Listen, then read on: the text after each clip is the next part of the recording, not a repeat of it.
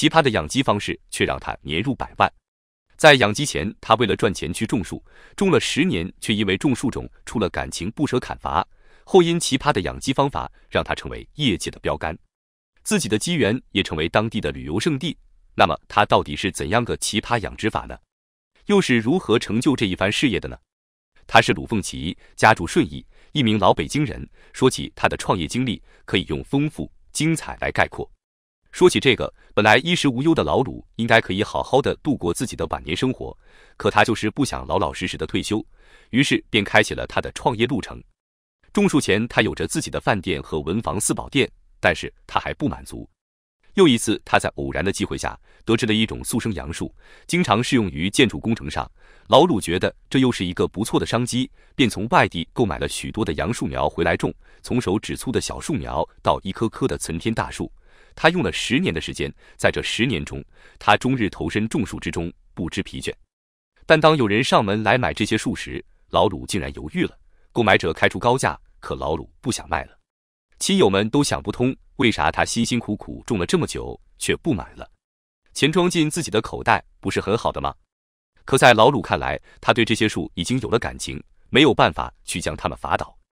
可这10年投入进去的钱和精力，也不能白白打了水漂。对于老鲁这样一根筋的人，他肯定不能就此罢手。那他接下来要做什么惊人的举动呢？老鲁想种树卖钱，可种出了感情，这可怎么办？63岁的老卢想到了再次创业，这次他打起了养鸡的主意。树林下养鸡不是刚刚好吗？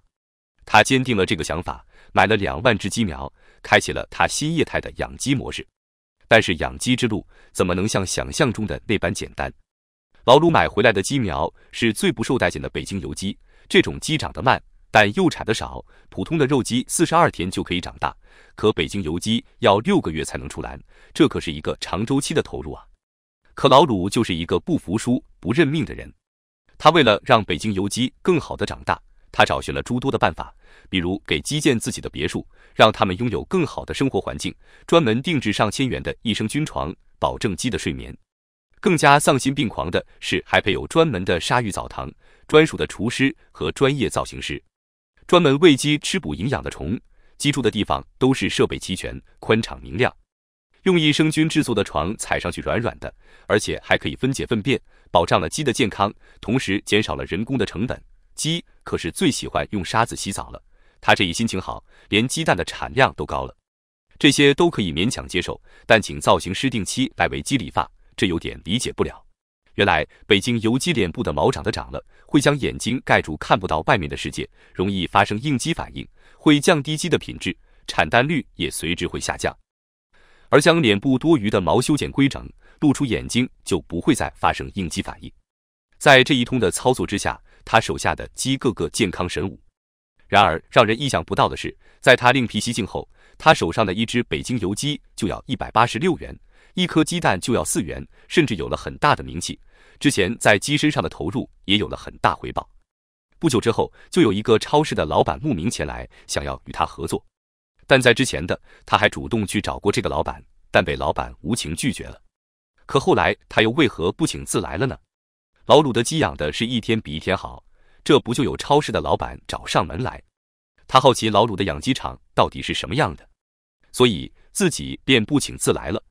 他看到老鲁的养鸡场后也是惊呆了，这样的养鸡模式还是头回见，马上就与老鲁签了约。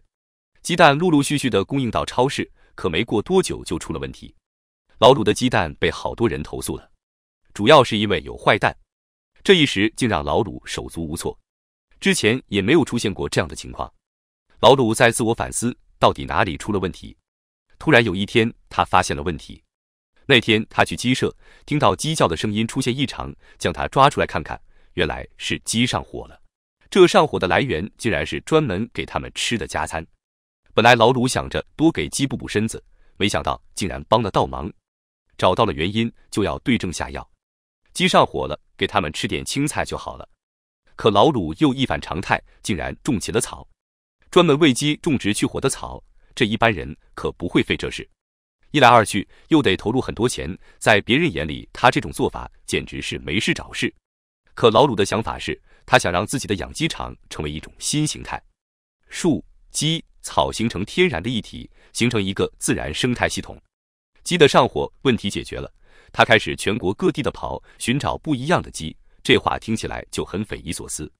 不一样的鸡哪里不一样？老鲁的想法是要搜罗各类稀有品种的鸡，放在自己家的鸡园中，为的就是吸引更多的游客前来，边玩边看边吃，一条龙服务。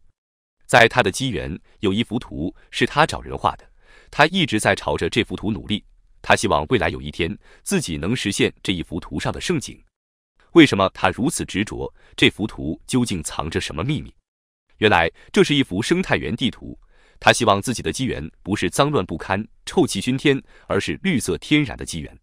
现在他的鸡园成为了业界的标杆，一掷千金的付出换来数百万收入，他也成为了好多人学习的榜样。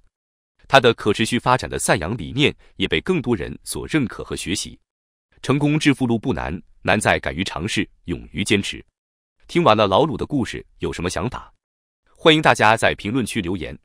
喜欢我视频的朋友们，欢迎关注、点赞支持，有你们的支持，我会更加努力输出优质的视频内容。